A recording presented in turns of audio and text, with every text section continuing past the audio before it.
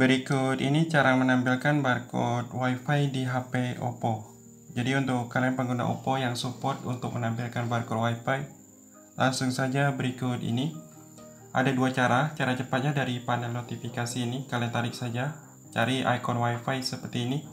Kalian tekan lama pada WiFi yang lagi terhubung, tekan lama.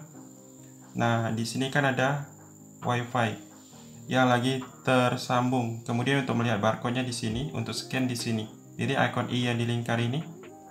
Nah, ini ada yang namanya kode QR WiFi. Bisa kalian pilih, itu akan tampil kode QR-nya.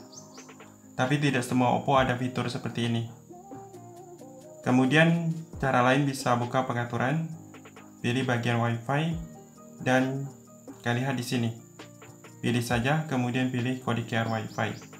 Itu akan tampil kode QR WiFi yang lagi tersambung dan bisa kalian bagikan ke teman. Jadi itu saja, silakan kalian coba sendiri.